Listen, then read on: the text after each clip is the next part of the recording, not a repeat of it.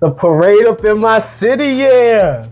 Welcome to the Average Josh podcast, the only podcast that isn't a podcast because I don't have time to podcast. And I have David Morrell over here. He just won his fight tonight. I'm kidding. This is Malachi, aka Gervonta Davis's biggest fans, and we're just here to talk shit because we knew it was gonna happen. We knew it was gonna happen, man.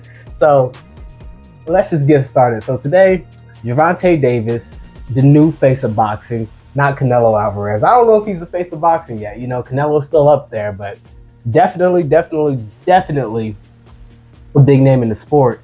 Just beat another big name in the sport, up and coming, young title contender, Ryan Garcia today.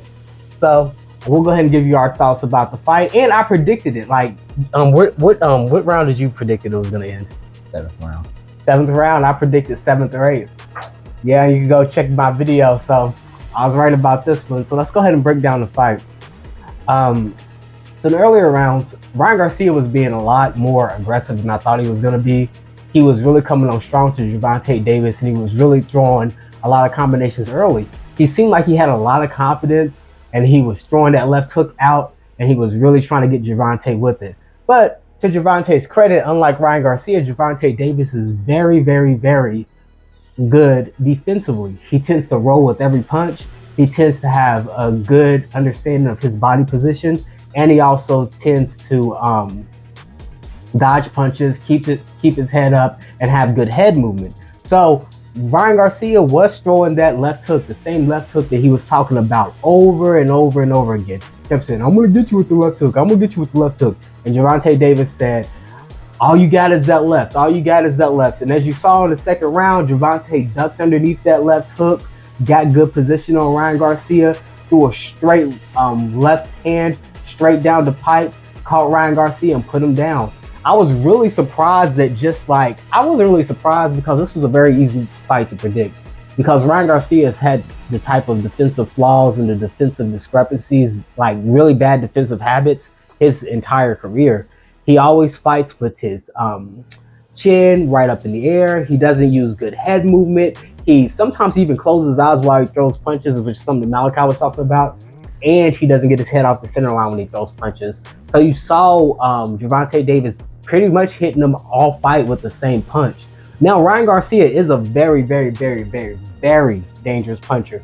As you saw that, you know, there were times in the beginning of the fight and during the end of the fight and in the middle of the fight where Ryan Garcia was throwing a lot of combinations, and there was one time where he really caught Gervonta Davis hard with a right hand. But to Gervonta Davis' credit, he does have a great chin. He did roll with the punch. He did not go down. And, you know, both fighters were very, tough, but it seems to me when I thought the superior boxer won the fight, and it wasn't a matter of natural ability. It was just more a matter of actual good boxing habits, good boxing defensive skills, and boxing IQ. Because Joe Goosen has been with Ryan Garcia for a few fights now, and Coach Calvin has been with Gervonta Davis basically his whole life.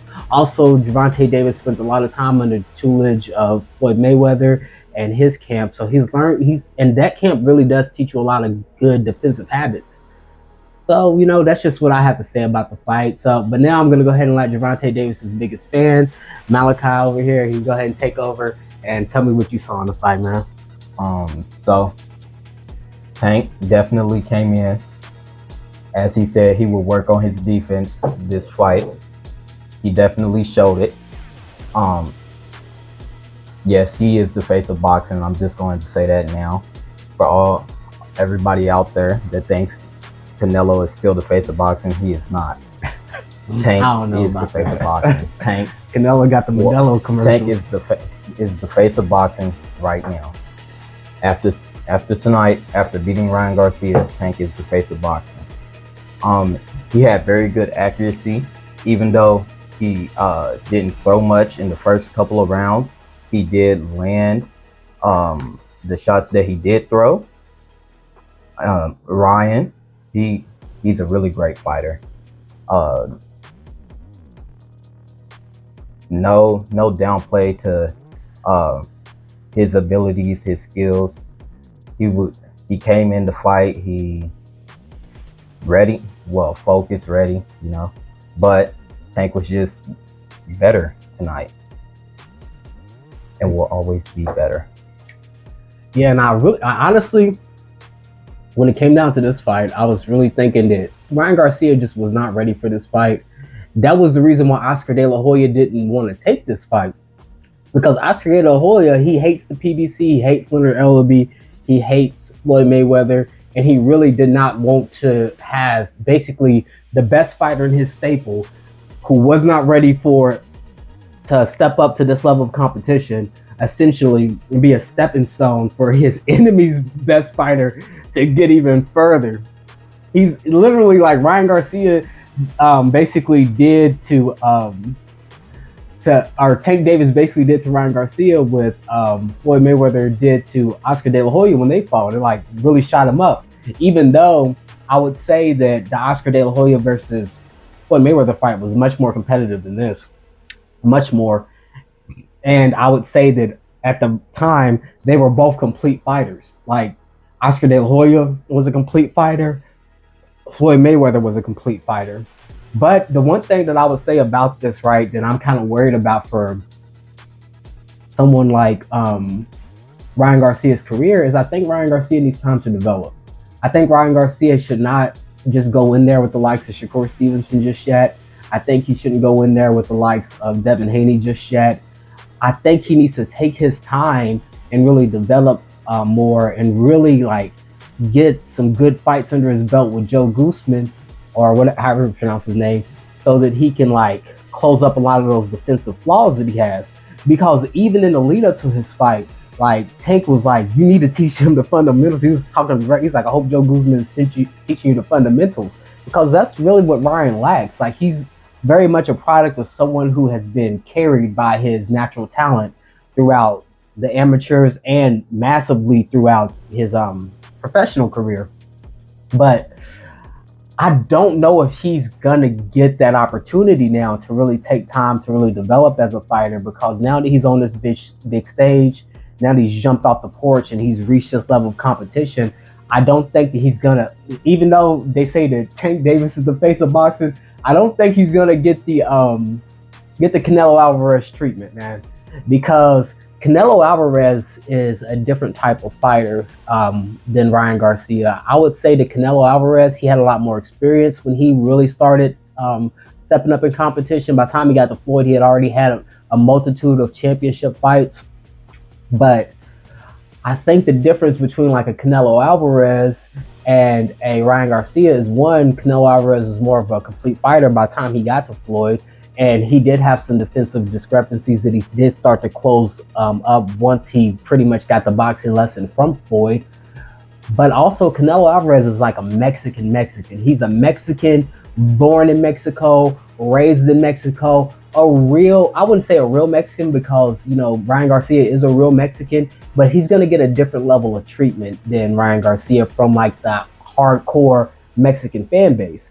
Because the Mexican fan base, when Canelo Alvarez is fighting somebody like Alvenir Darum, or he's fighting someone like John Ryder, they really come out in droves for him, and they really say, well, it's okay if Canelo Alvarez fights these guys. These are his mandatories. It's okay if Canelo Alvarez doesn't want to fight David Benavidez, because David Benavidez is I forgot what they say. I forgot what the excuse that they use for David Benavidez. Oh, because he doesn't want to fight Mexican fighters, because he represents Mexico. It's okay that he doesn't fight Jermell Charlo, because, Jermell Charlo hasn't fought anyone.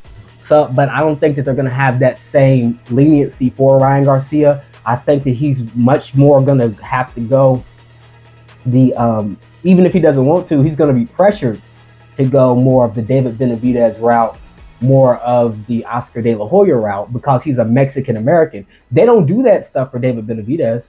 And also, he did have some choice words with Canelo, Ryan Garcia did, which turned a lot of the Mexican fans against him in a certain way. Of course, they were rooting for him against Tank, but when it comes to someone like Isaac Pitbull Cruz, if you were to get in a fight with him, A lot of them might root for Isaac Pitbull Cruz. You know, they'll root for the Mexican instead of like the Mexican American fighter. And you saw when Isaac Pitbull Cruz was kind of saying like he doesn't want to fight Shakur Stevenson or he doesn't want to do this. I don't think that they're going to give Ryan Garcia that same leeway. I think they're going to do the same thing to him what they do to what they're doing to David Benavidez, or they're going to do the same thing to him what they did to Oscar De La Hoya after he beat Julio Cesar Chavez, as that they're going to like push him down the hard route where it's all like they're not going to make any excuses for him to avoid anybody. Like right after this fight, he might can have one tune-up to develop, and then they're like, get right in there with Devin Haney, get right in there with Lomachenko, get right in there with Shakur Stevenson. And I don't think that he's ready for that yet.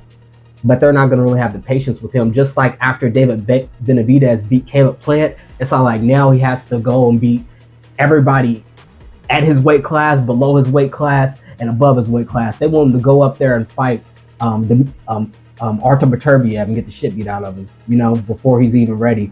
Or they want to have Charlo go up and fight him, and they want to have him fight Demetrius Andrade, or Andrade, however you pronounce it. But I just don't think, for two reasons. You know, one reason is because he had those words with Canelo when he got out of the Eddie Reynoso camp, and they were put that thing out there where they're basically calling him lazy and all this stuff, which I don't know how true that is. And then also the fact that he's a Mexican American and he's like a big name fighter right now. They're gonna only want to see him in big fights, and they're not gonna give him the same grace that they gave a Canelo Alvarez, that they give a Zordo, that they give a Isaac Pitbull Cruz, where they're like, okay, we're going to support you regardless of who you fought. They did it up until this point, but there's going to be more pressure on him to fight big names. And it's not going to be like that, they're going to make excuses and not want them to fight certain big names because they don't want to see him lose. They're okay with seeing him lose, just like they were kind of okay with seeing Oscar De La Hoya lose. They weren't okay with it, but they were pressuring Oscar De La Hoya. They're pressuring David Benavidez. They were pressuring Ryan Garcia to make these big fights, unlike with like a Canelo Alvarez where there's not as much pressure. Even though there are big fights to make at 168, the biggest which being David Benavidez, the majority of the Mexican fans are not pressuring him to make that fight. And that's just a sad truth. So I think that this may be the time for Ryan Garcia where it's going to be like, I don't know if you should have did this, but you know, sometimes you go and knocking and an ass whooping's open the door. You just get what you ask for, you know? You play stupid games, you win stupid prizes. But shout out to Ryan Garcia because he got right back up after that first knockdown. He went out there, he really came at Gervonta Davis. He really gave it his all. He didn't seem scared or nervous or like stunned in the moment.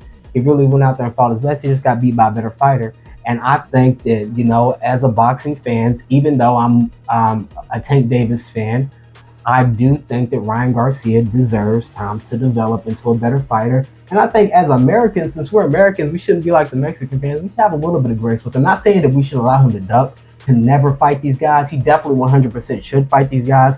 I'm going to tell you right now, if he gets in the ring with Shakur Stevenson, there's a huge chance because Shakur Stevenson's defense is better than Gervonta Davis's. And if Gervonta Davis was able to dunk under that left hook all those times, Shakur Stevenson is he's gonna be like dodging that shit like it's like he's freaking Neo from the Matrix. I'm gonna tell you that stuff right now.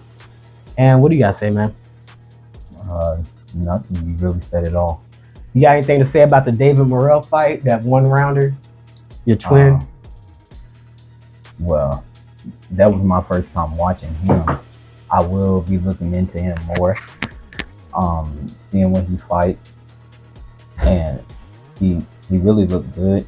He put his punches together really nicely. He just looks like an overall great fighter. Jazz, what did you think about the fight? She didn't watch it because she's a loser.